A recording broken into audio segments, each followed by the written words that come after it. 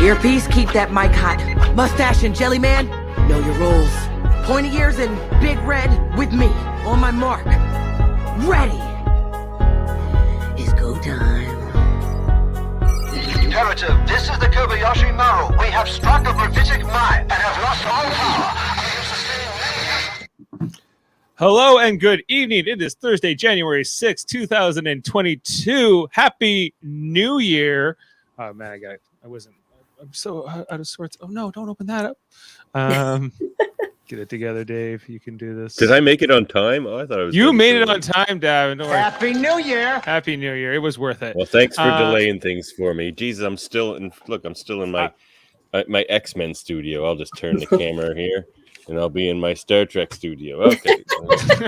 we'll fix this up real quick. Very high tech. Very different things. Yes. Happy New Year. We are here to talk about Star Trek Prodigy. We are back for season 1B. We've been off for a month here or so, I guess, since the last time we talked about Star Trek Prodigy, since I guess Discovery was kind of really rolling in their fourth season, and now they're on hiatus. So we're back for Prodigy. So I'm here to talk with a great panel tonight. I'm Dave Mader, here coming on Live Long and Podcast. We're here streaming on Facebook, YouTube, Twitch. Or you might be listening to us on the audio version. We got Jessica Chan with us. How you doing tonight, Jessica? Good. Good to see you. We got Davan Skelhorn with us. My cousin and yours, as I like to say. Exactly, everyone's cousin.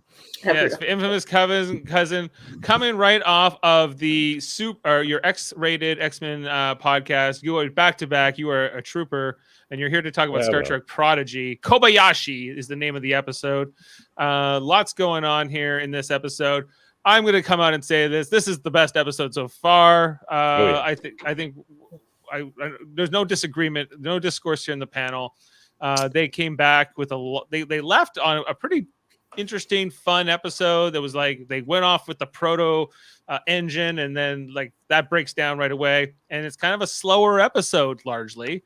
It's a holodeck episode, but it's also kind of exciting. And then there's this kind of like Gwyn is depressed and Gwyn and Zero, and there's a whole kind of arc there.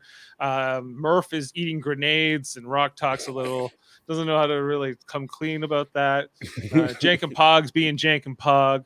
The Janeway hologram is she's not. This is not her first crew. You know. You aren't my first crew. Mm. Yeah, guess who is? This is Captain Chakotay of the USS Protostar. Spoilers, yes. We are talking about this whole episode. We Captain Chakotay of the Protostar. What is going on, David? What is going on, Jessica? This is canon-wise. There's something going on here. There's time travel mist. There's got to be something happening. Who's to say? Reactions. Let's go to David first. Well, I'm sure we can rest easy all your canon anxieties by the end of this. Oh, I'm sure. Yeah. I love this episode. It's so good.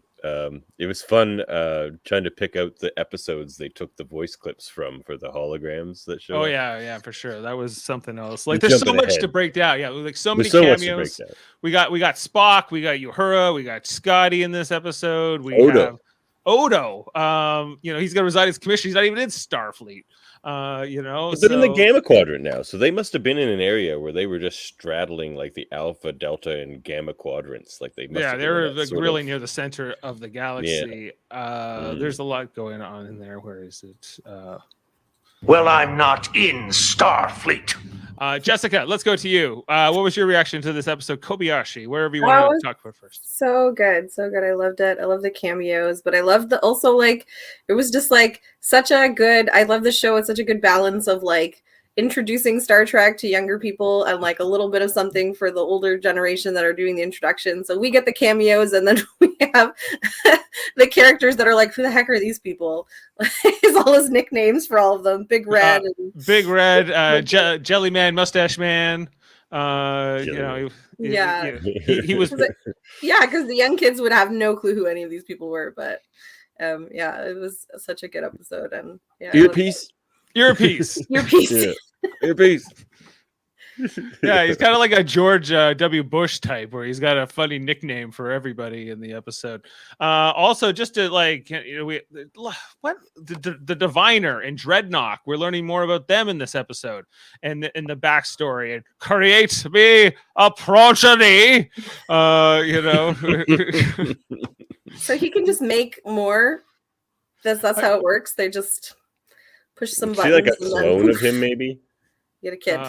Possibly like Female clone of him. A clone or some kind of something along those lines. Where is this? That's the storyline I care the least about. I don't really like Gwyn a whole lot or her whole storyline there.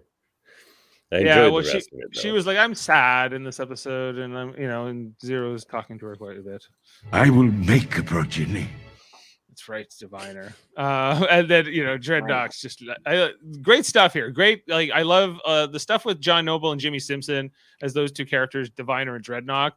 They're not really even interacting with the heroes, but they find ways to integrate them into the episode. A lot like you would watch like a Power Rangers episode, and like what's going on with Rita Repulsa.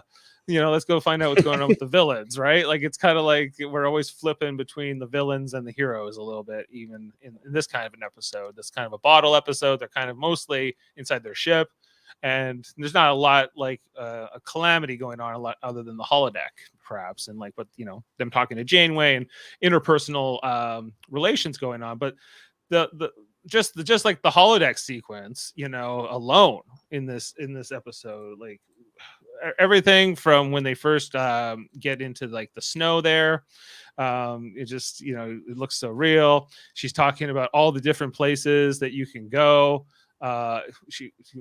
Skydive in SETI Alpha 5. Holodeck program Andoria 4 is up and running. Classic. We got some good Janeway things. Her Bronte program. Of course, she had to have her coffee before they got started. Oh yeah, Her program was so funny. Just like, and my personal favorite, Jane Eyre novel. Oh, Mr. Polgy! You've arrived at our cotillion just in time. After postprandial canapes, we've a 5-hour poetry recital. Valerian canapes. She's talking about all the different things you can do there. I thought I had a clip. Just like you can go over to this place and this place and all up and down and the different like to Transylvania, and then he's just like Janeway dismissed. You can really break these episodes down into like what are we trying to teach them today? This is this is the episode about holodecks, children. Yeah. What is a holodeck? It is. It's very much a kid's show. Yeah. But then I'm like, I could be a kid.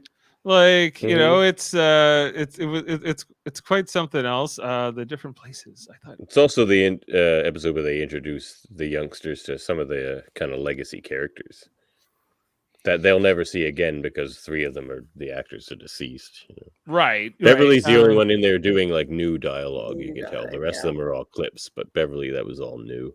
There's awesome, and the new stuff like. Looks like you could use some help, Captain. Yeah. That was my new favorite. I wonder, like, I just can't wait to, like, if kids start actually watching Star Trek with their parents because of the show, and they're like, look, it's Big Red! Like, where's Earpiece? I think they will. Big Red! I think this will be a good gateway show for that. And, like, this is also the episode where they teach the kids about the Kobayashi Maru, which is something that comes up often enough. And I will say this episode is probably the best use of the Kobayashi Maru that any series has ever done. The Kobayashi Maru. Because he doesn't know this what is the it is. Kobayashi Maru. We have struck a British mine and have lost all power. Yeah, it's just a joke and everything else, but he doesn't know what it is, so he's actually trying to beat it. Where everyone else knows it's an unbeatable scenario before they even go in there, So I thought it was really nice. He's like, how do I beat it? They're like, you never could. It will make sure you lose. But I liked his response to that too. He's just like, "Oh, but I almost did," and that's pretty sweet since you can't beat it. Well, basically, it was like he put his feet on the Klingon console in the very end there. That was finally how he killed the crew again. But he lived, so it was kind of. I loved it. I loved his draw. descent into madness too. Like they make it like he blew up like 40 times. So it's like so he's like all crazy eyed after like the 40th one. He's just like, I've blown up so many times. I've come to realize the only way to beat it is chaos. And he's just, Yeah. like, super wired. It was so funny. Dal won me over in this episode. This is my favorite. Jacob's Dal. lost count how many times you failed. Just joking, it's 42. Not 47. I was glad it was in 47.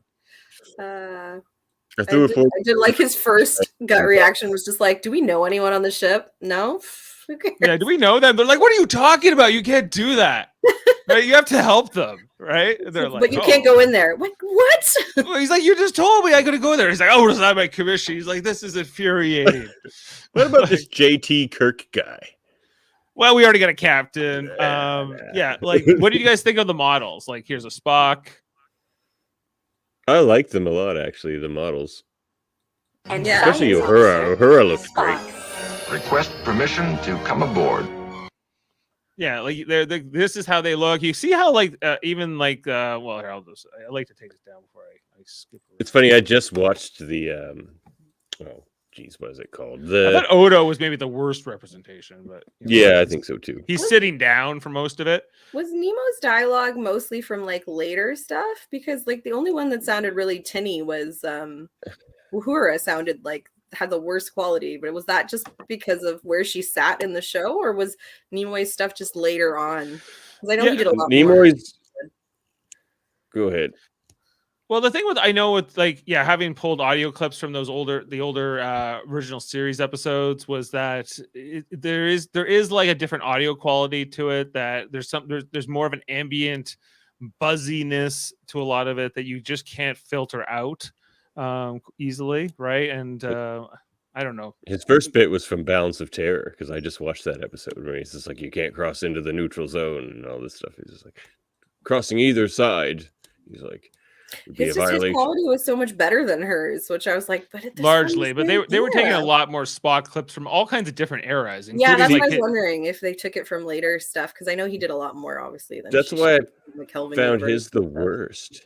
Yeah. Really? I thought hers was the because it was most- jumping all around. Like he would have like one sentence, and it would be a clip from the original series, and it would end with a clip from TNG, and he sounds completely different. Like that was throwing me off it's a bit. noticeable too. And I'm like, well, okay, I know, but I'm listening for it. Yeah, I was. So too, you know, like it a was kid throwing me wouldn't for a be, bit of a loop. But I don't know, like especially it's when also, he talked a lot. Like he had a few sentences where he said, yeah, there's parts in where I'm like, succession.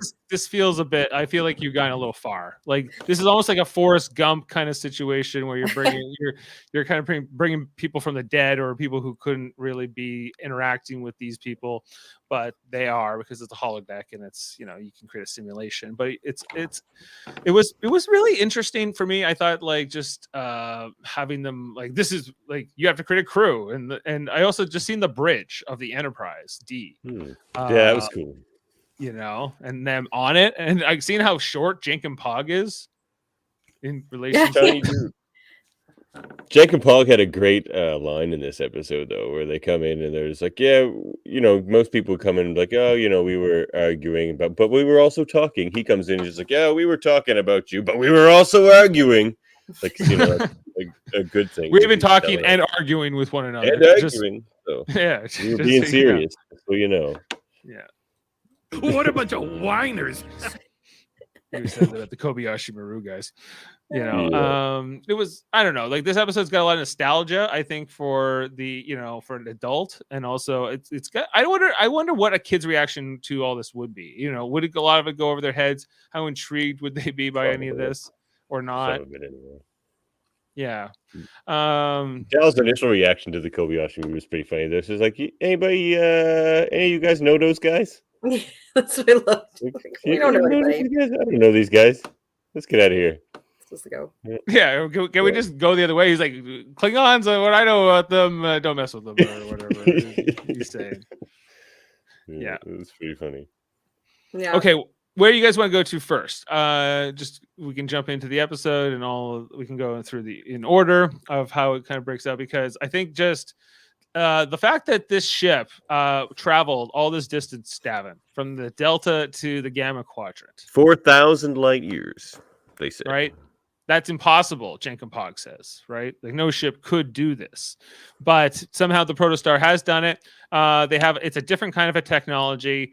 There's also a lot of things I'm left scratching my head about. There's a lot of mystery to the show. For a kids show, I'm like, what the heck? Because they distinctly say in this episode that 17 years ago was Stardate 4339.1 or whatever, which would put it around 2366, I believe.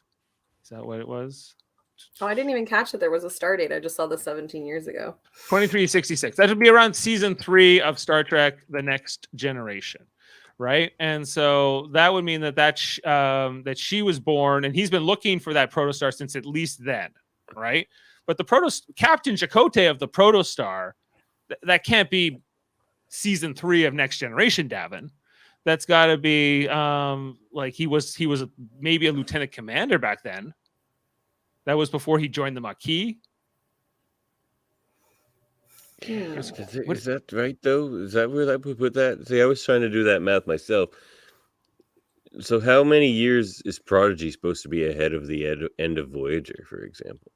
The end of Voyager, only about 5 years.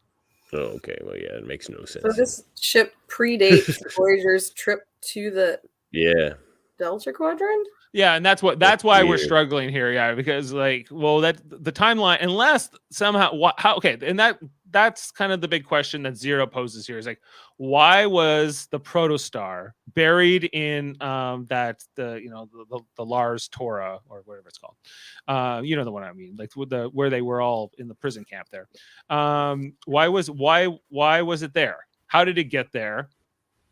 Was there time? Did it go back in time? Must be timey-wimey shenanigans. Time travel. Time travel. It's got to be, right? There's no other way. It's Janeway. Of course it's time travel.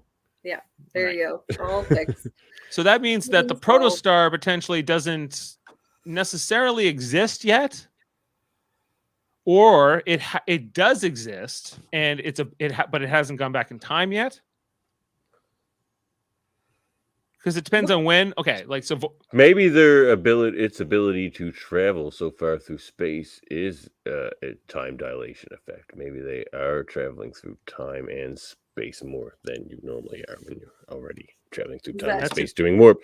But yeah, they're kind of like that TNG episode where they go so fast that they end up in like whatever dimension or something. I can't remember. Is that like when Superman goes around the world really fast to turn back time?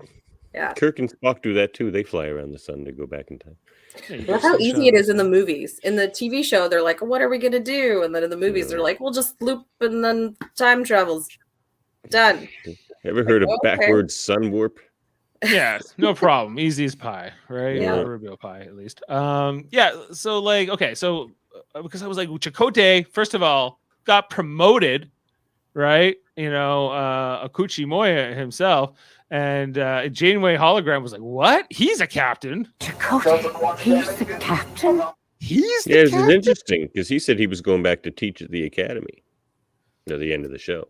That's the official story. That's what he said he kind of wanted to do, right? He was offered the position. How do we know? You mean in the books? No, I mean in Voyager.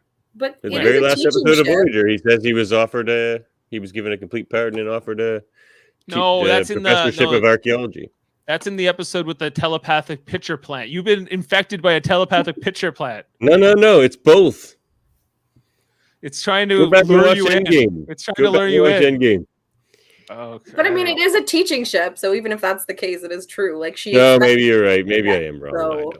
Because we don't find out that's kind of one of the disappointing things I have about the end of Voyager is that they kind of like they get home, they fly inside the Borg sphere, it blows up, they're like, we're home.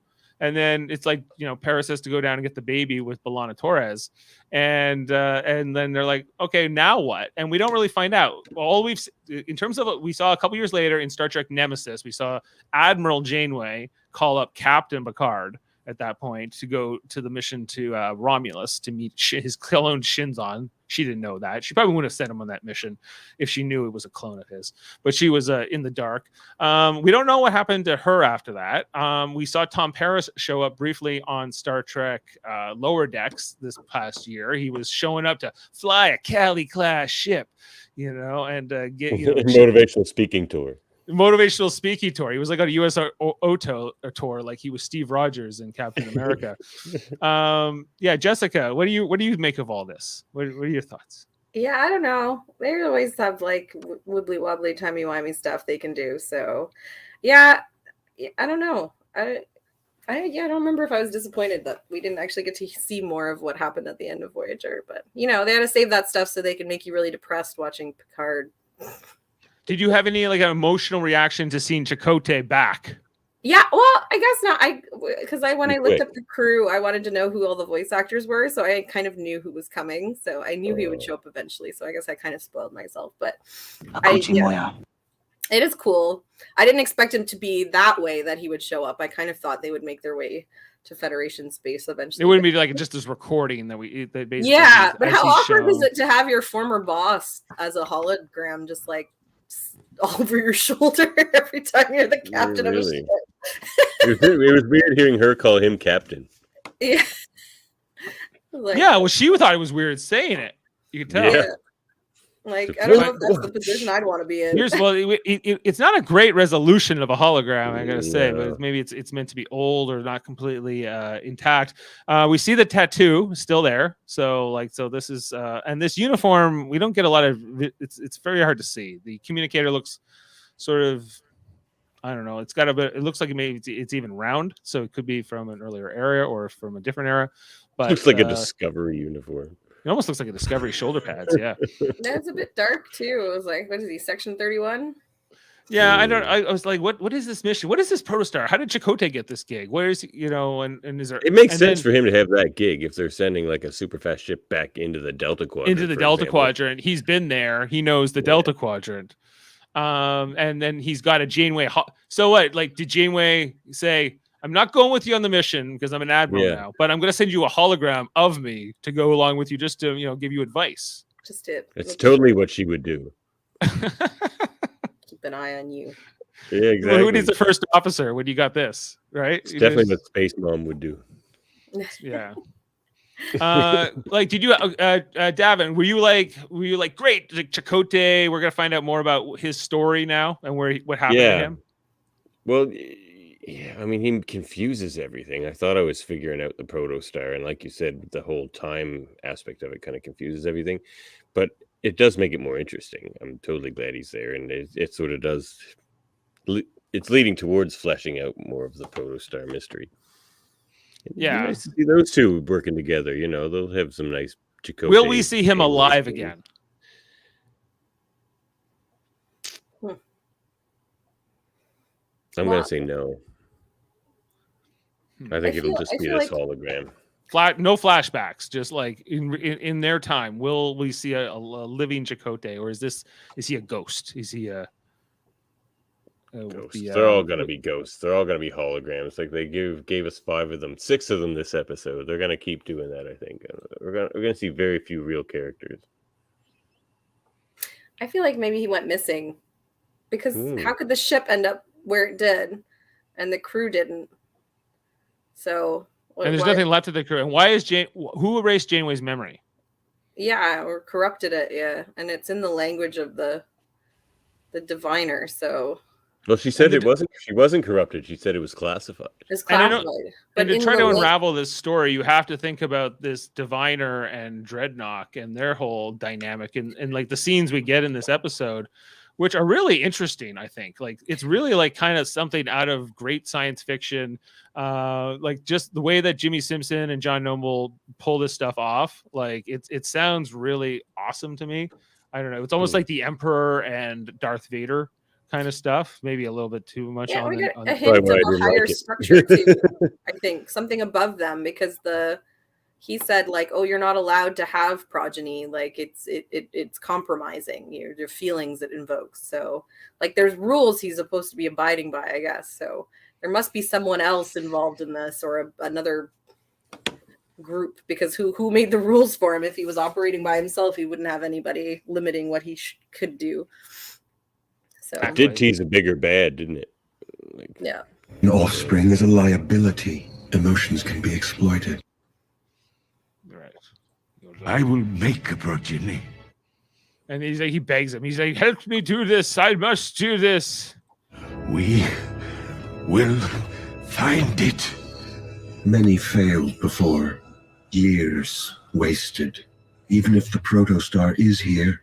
So they've been saying that they've been looking for the protostar for years. Yeah. At this point. And this is 17 years ago. Yeah. Yeah, see, there's something, I don't know what's going on here. This is really confusing. I hope it all what makes does it sense have to do with his race? Why are they the last two of their race? If that's true. How was she created? And why did and what is and Dreadnought, what is he? What's his role? Because he had to go by the code. He's like the code. He's like, damn the code! I'm the last of our kind. Or what when I'm dead? What will you do? Dreadnought is the attempt to bring in Star Wars fans. Actually, so is the Diviner. That's what it seems like. Wasn't that like when the Star Wars movie, like when they brought back what's his face, the Emperor, and then he was saying he was gonna transfer his mind into the new body or whatever. Right. That was that whole thing. That kind of gave me the same vibes. Like I say, I could take or leave that whole storyline. Doesn't need to be there.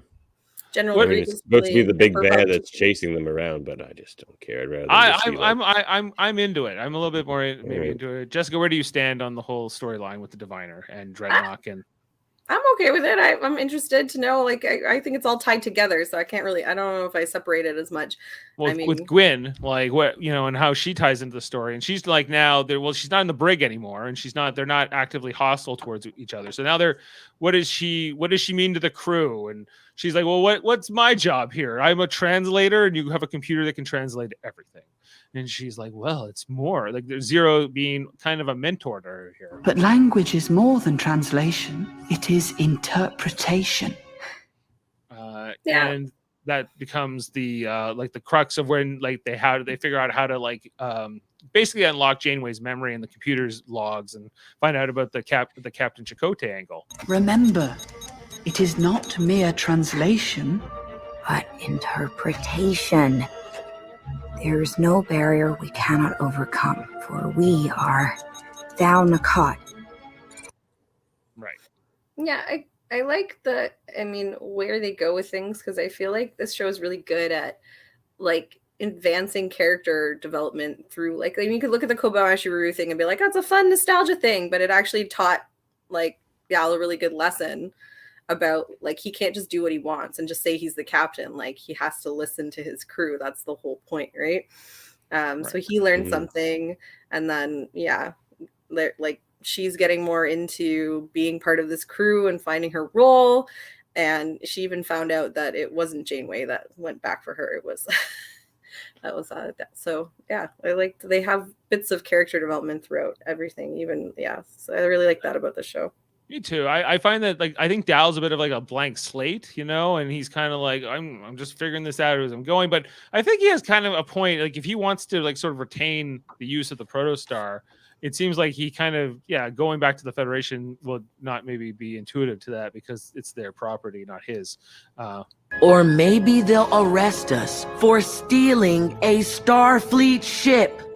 Or, and they're like, at best case scenario, they'll just say, thank you for bringing this back and see, what would you like Federation citizenship or sanctuary? Best case scenario. This line with Jankum there too. It's just like, well, what do they think the Federation has a bunch of stuff I don't have? It's like, oh, lots of stuff.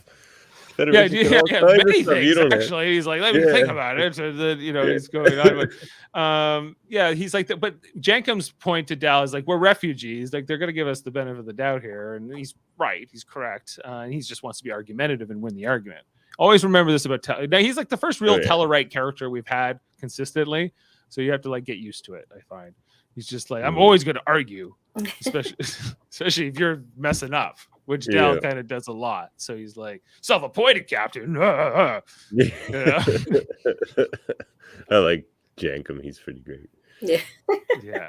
He's really fun in the show. His energy, and he's just like, give me a better engineer. What does he tell? Oh yeah. Oh, sorry, I did have that. Scotty, where are you? Hello. The plasma intercooler's gone. That's not it. Oh well. The engines are overheating. Oh yeah. That was a rocking Give me a scene, better actually. engineer while you're at it. Thank you, sir, and call me Scotty. Just when you think that that scene's over and the music is about to peak, he's just like, "Oh no, we're screwed." And he's like, this whole "Transporters are part where online, Captain," and they beam over and it just keeps going. he's playing the music and he's going off. And he's like, "We're gonna go around here." Yeah, and then it kind of it quickly transitions into this whole reaction. Like they blow up all the ships, and then there's another ship that shows up. But then they're like, "We'll beam over," and then they're neck pitching everybody, and they're all collapsing on the deck. And then and then he's like, "You could do that." He's like, "I didn't know you could super pinch." I didn't know you could super pinch. And so the interactions with him, he just he comes out. It's kind of like, when we're here talking about the podcast and I play a clip of Garrick. We're running out of options, Quark. You don't want right like that. Garrick's not really here, but it's kind of felt like that to me. It's just this is a sound. This is a recording of this. I know. I guess because I'm listening for it. So sometimes it takes me out of it a little bit, but otherwise I was very much just the whole emotion got me really going. I'm like, this is great. I'm watching a kid's Nickelodeon show about Star Trek and really enjoying it. I do also the kind of in your face, like there's nostalgia, but then it's a kid's reaction to it. So we're like, oh, look, he did the Live Long and Prosper, and Dal's just high fives. Good job. Yeah. And he doesn't care who they are. He's just calling them earpiece and mustache. 20 ears, big red. Yeah. A jelly man was Odo. Well, he'll forever be the jelly man to me. Jelly man. Oh yeah, his instructions to them were the best too. He's just like, mustache and jelly man, know your roles. So good. Yeah. Earpiece, keep that mic hot. Mustache and jelly man, know your roles. Pointy ears and big red with me on my mark. Ready. I wonder if this was more like a lesson for us. Go time. Yeah, it's go time. Didn't know what to call Beverly and Big Red. Big Red. I wonder if it's more of a lesson for parents too. Don't take yourselves too seriously with your canon and your nostalgia. This is supposed to be fun. Yeah, just it's some great moments though. There's some really fun moments where they were taking some of the old dialogue of the certain, especially with there was one with Spock and Uhura where they combined them of saying something from different episodes. I believe he has lost the capacity for rational decision. Yes, he's infuriating, sir. How can you stand it? Infuriating, sir. He's infuriating, sir. This sucks. And then Odo's like, not again. And he, a lot of it was. I'll resign my commission. I'll resign my commission. I don't care. I'm Odo. It's just everything was fun about this episode. I have nothing bad to say at all about it. It was so much fun. It was there was a lot of story. There was a lot of, they moved things along, came back with a blast. I don't know if kids like it or not, but I'm liking it. I was left with sort of here's what's going on. Where are we going now? What's next? Yeah, we get more episodes this good like this. I'm on board for sure. Give me a bunch of seasons. Because now that they've established, we got holodecks, we got you this ship that can kind of go anywhere really fast. This mystery, you got this villain who maybe differing levels of reception to him perhaps, but I think that a lot going on. I'm like, this is a whole different kind of Star Trek. Now this is happening around the same years as Star Trek Lower Decks. I don't know if we've talked about that a lot in the past, but I was wondering if they're ever going to cross over with any of the other shows, would that be the one to cross over with? A very adult show with a very It did remind me of the episode with the simulation, the evaluations with Boimler doing the Borg test. He refused to get less than I don't remember he wanted. Right, to he's saving the Borg babies and going through when he was excreted.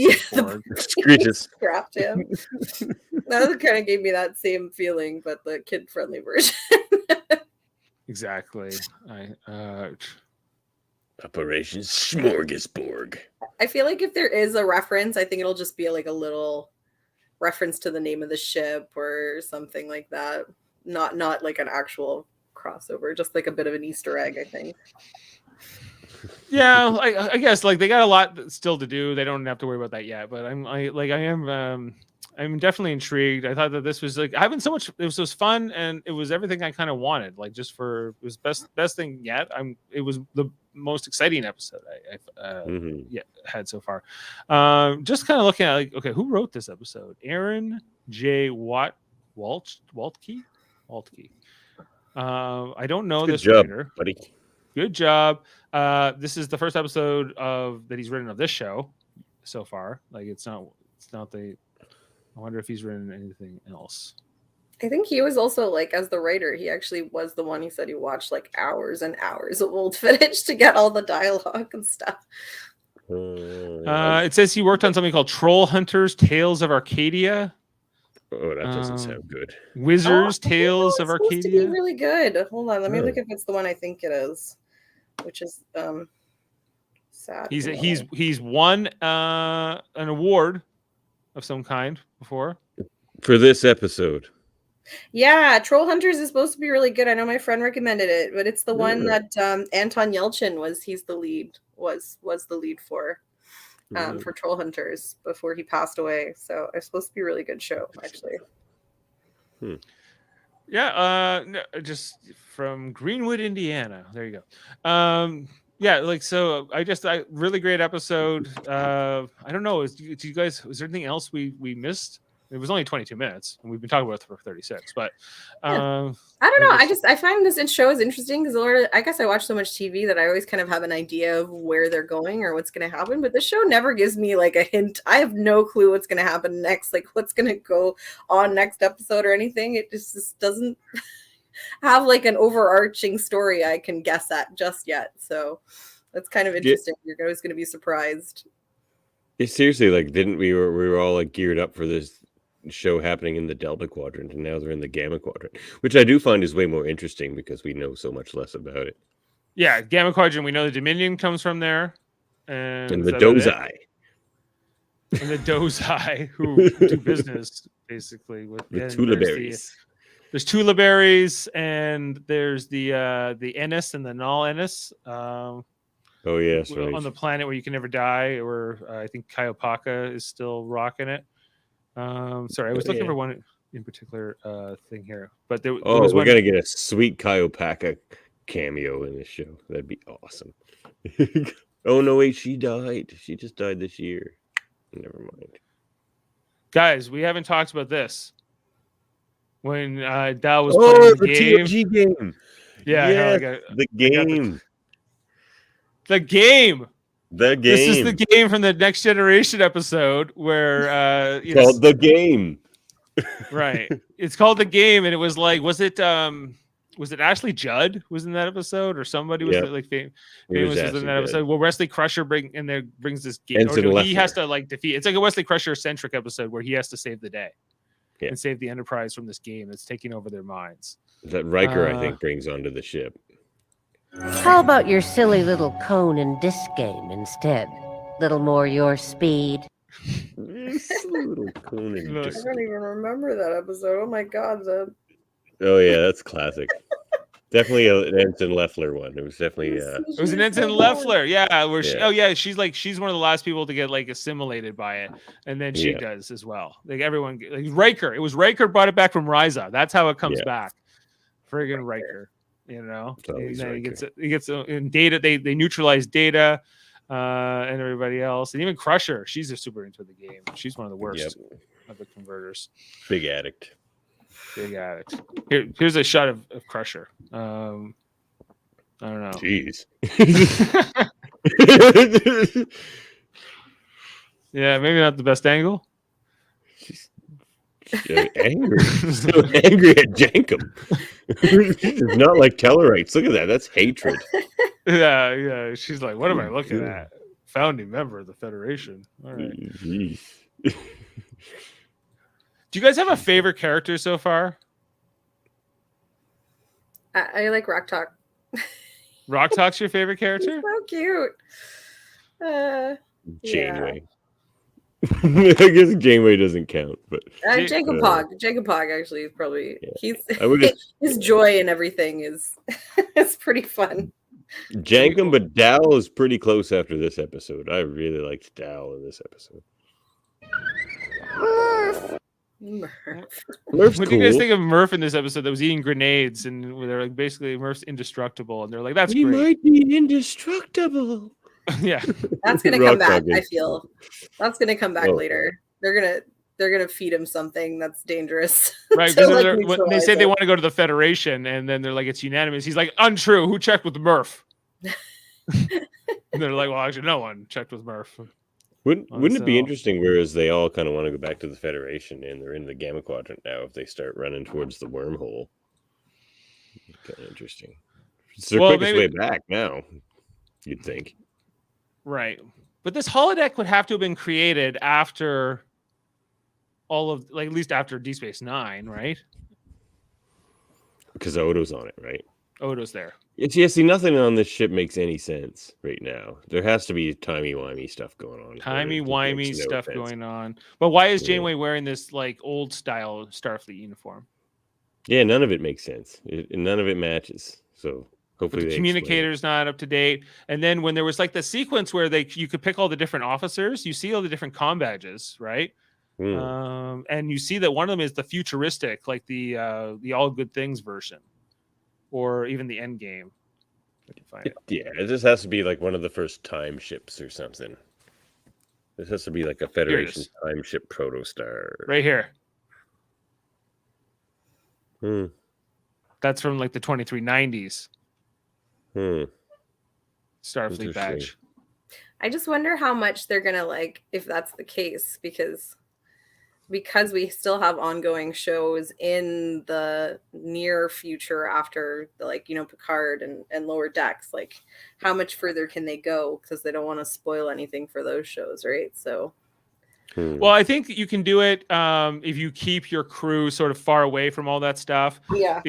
And there's already established canon now, right? Because like Picard takes place now in like 2399 was like the first season, and then coming into this next season, I don't know, they're doing a lot of time travel stuff in their second season, so we're gonna see how that, maybe it won't have to matter anyway, but that's what the trailers are leading me to believe. But there's like the whole thing with Romulus exploding and the fact that Picard was leading that evacuation during then, with the whole thing on Mars, when the synth ban and the androids and everything else. So they have to and then whatever they're doing on Lower Decks, which is basically like there's a lot of fighting with the Packlids, I guess, going on. Red alarm. We tricked you, Janeway. Oh, I would love to see a crossover between them and Janeway. Oh, that would be so good. Hologram Janeway. We tricked you, hologram Janeway. That's a really good impression, actually. Where is he? We tricked you. We tricked you, Janeway. We never wanted peace. Rumdar was a spy.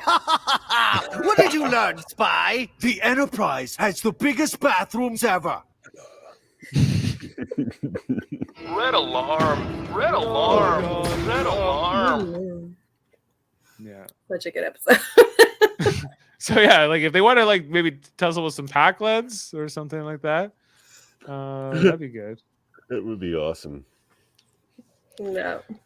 Okay, so but yeah, like but I don't. So I guess like Voyager was in the Delta Quadrant, and then they had Deep Space Nine going on at the same time, right? But they were doing stuff in the Gamma Quadrant, and it was the /Alpha Quadrant, and it didn't really need to tie in, but a couple times it did.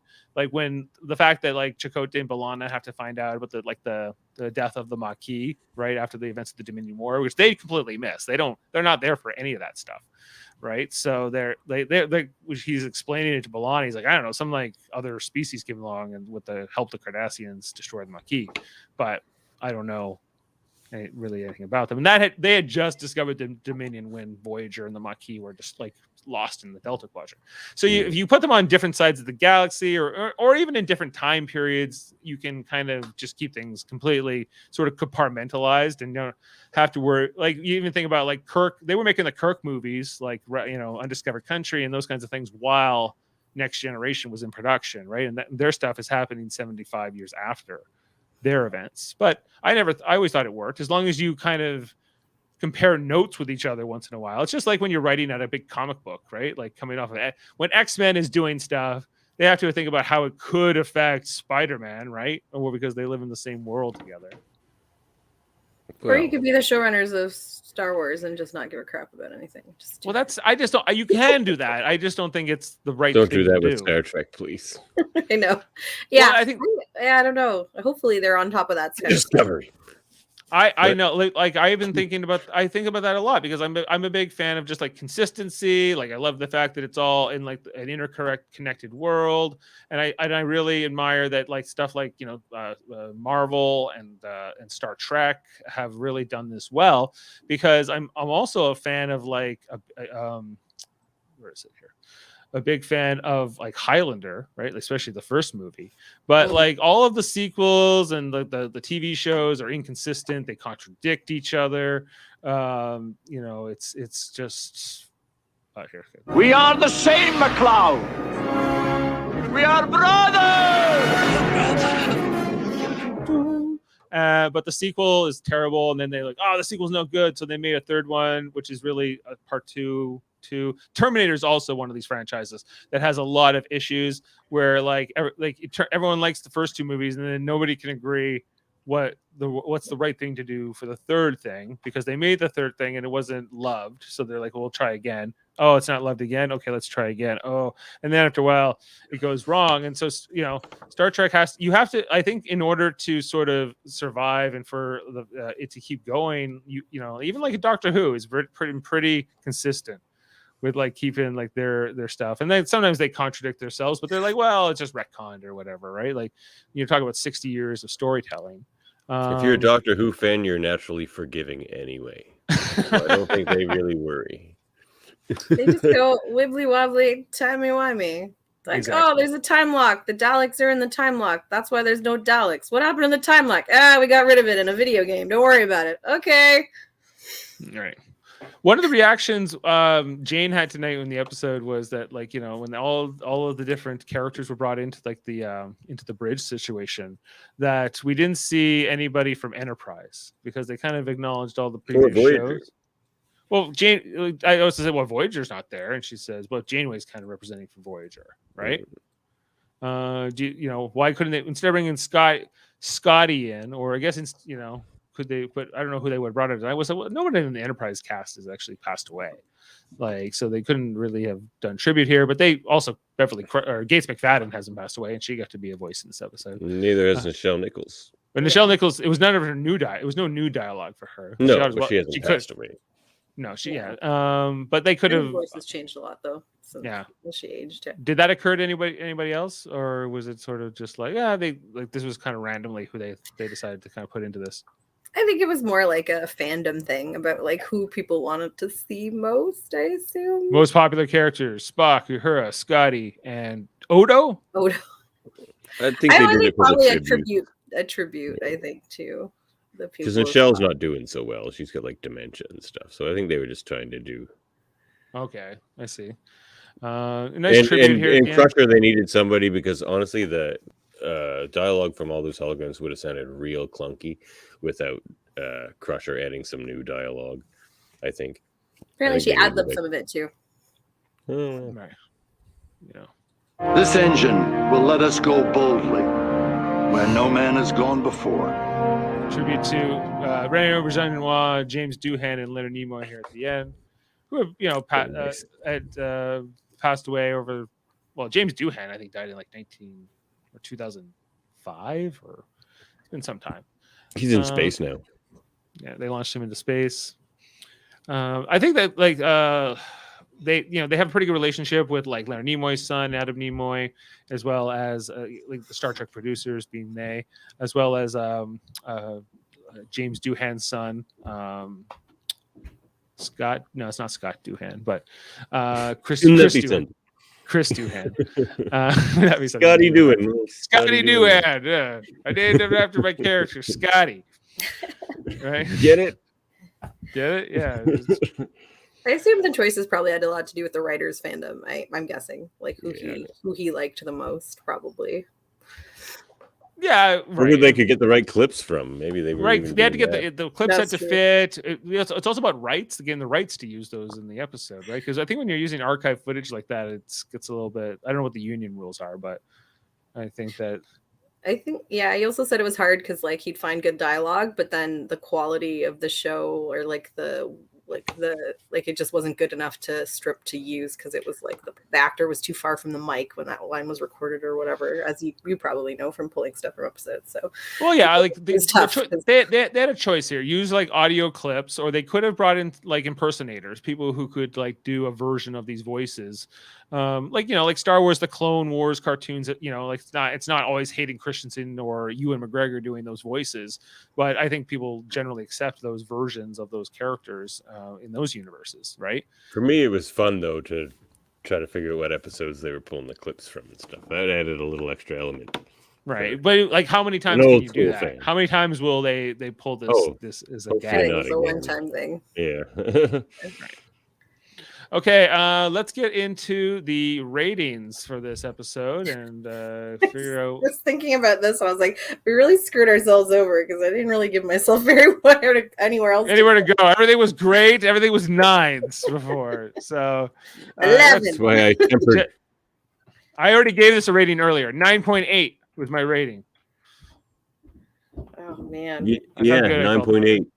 Yeah. All right. Well, I'll go with you guys. 9.8. Yeah. Okay. I didn't really give a lot of wiggle room.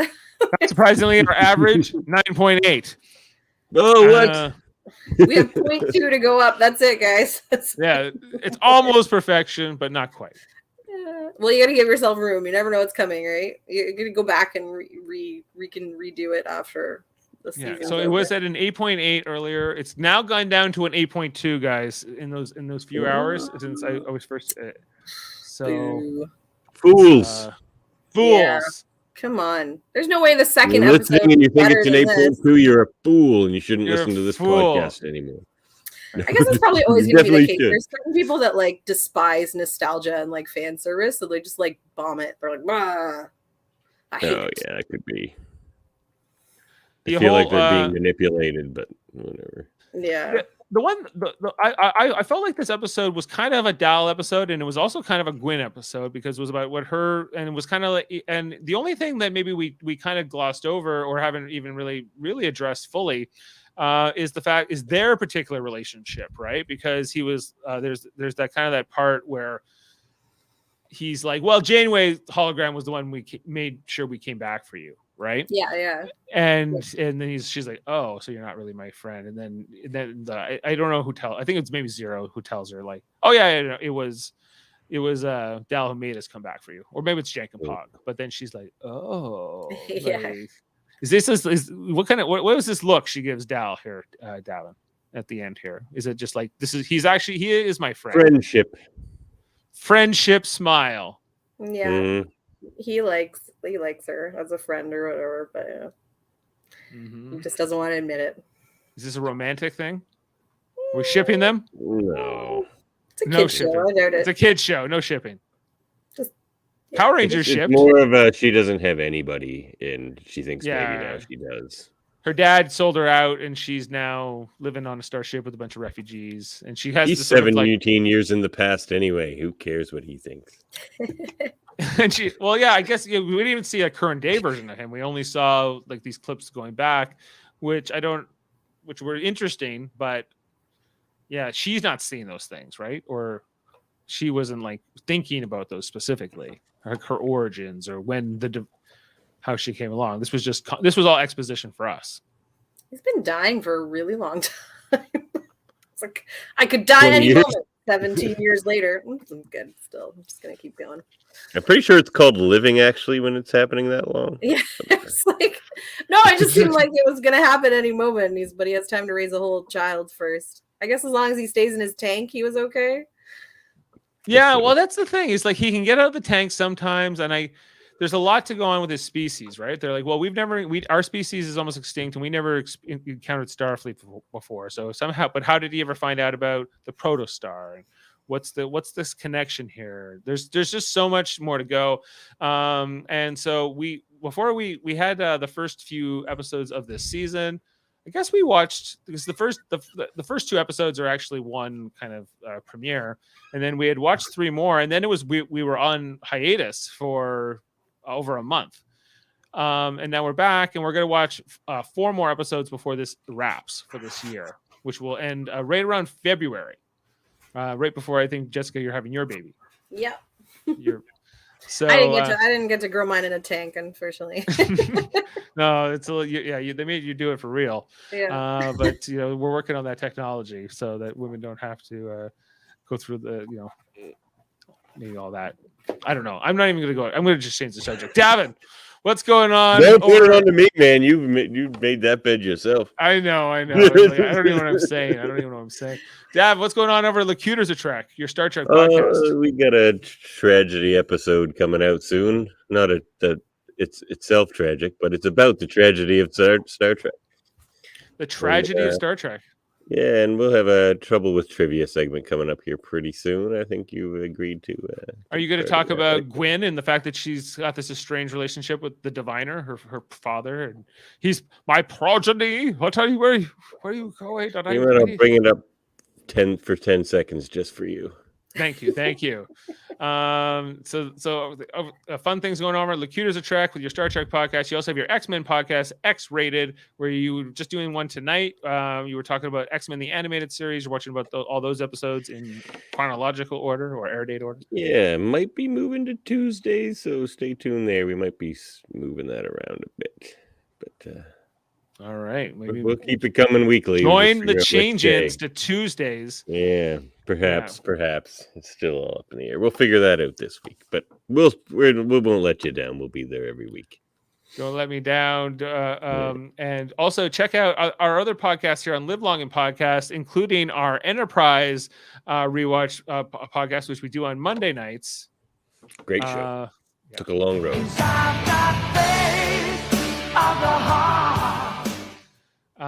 We're watching all of those episodes in order. We just started on the first season, and we'll be talking next Monday night about the Andorian incident with Jeffrey Combs, his first incident as Shran, breaking all that down. On Tuesday nights, we talk about Star Trek Deep Space Nine, rewatching all those episodes in order. We are right now in the 4th season, and next week we will talk about Broken Link, the 4th season finale, where Odo is made a solid.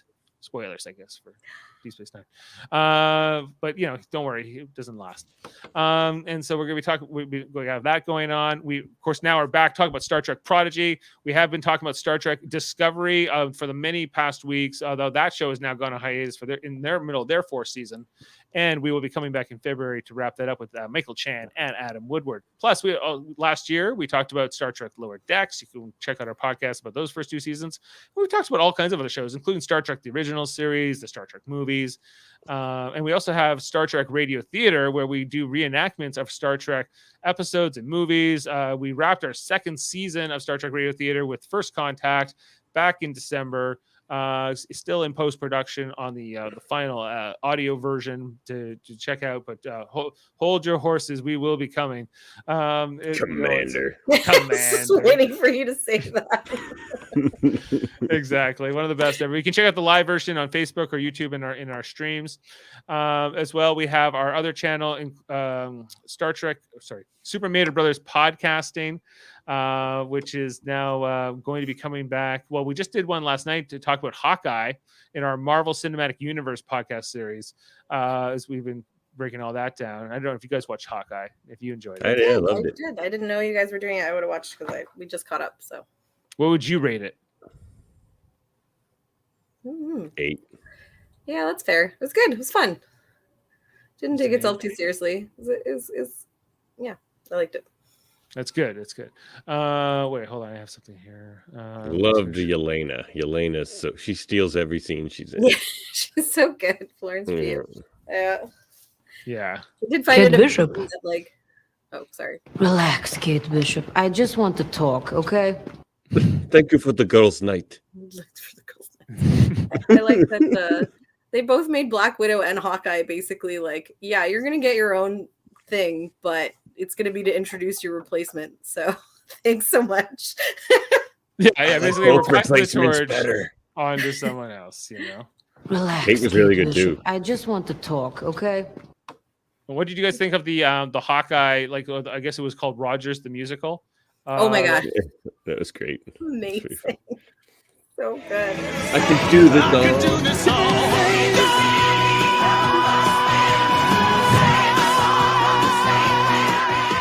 I'm not convinced that this wasn't like a failed, like this was a real thing they were gonna do.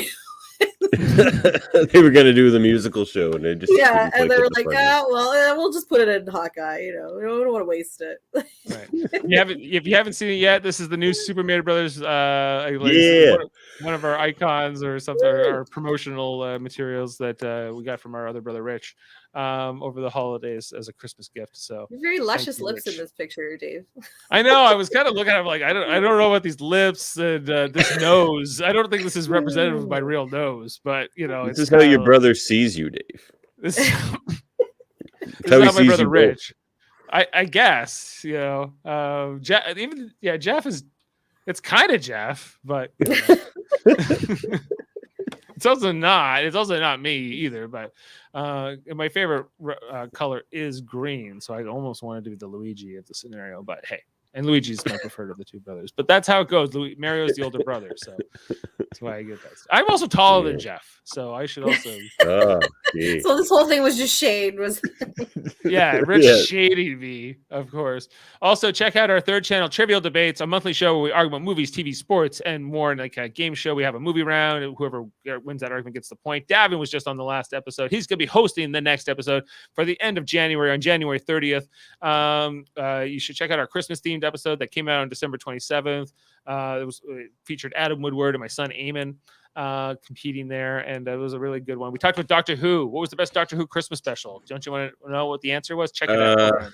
What was that mine called again? I don't even. Yours was Twice Upon a Time. Twice Upon a Time is the best. Yeah, you were like, I hate Doctor Who, and I'm begrudging that I'm in this episode, but I'm going to try my best. I thought I won that Doctor Who debate, to be honest with you. I thought you did too, but Max was like, "You have no street cred. You know nothing about Doctor Who, and I award you no points, sir." The argument that beat me was Matt Smith is like a fine wine. I lost to Matt Smith is like a fine wine. Yeah. Anyway. I award you no points, and may God have mercy on your soul. That was Max. oh, why is he like a fine wine? He hasn't aged.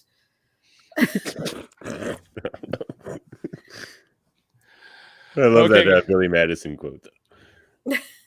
And we are all dumber for having listened to it. Oh yeah, I pulled that. Yeah. At no point. What you just said is one of the most insanely idiotic things I have ever heard. Yeah, and At no point in your rambling, incoherent response were you even close to anything that could be considered a rational thought.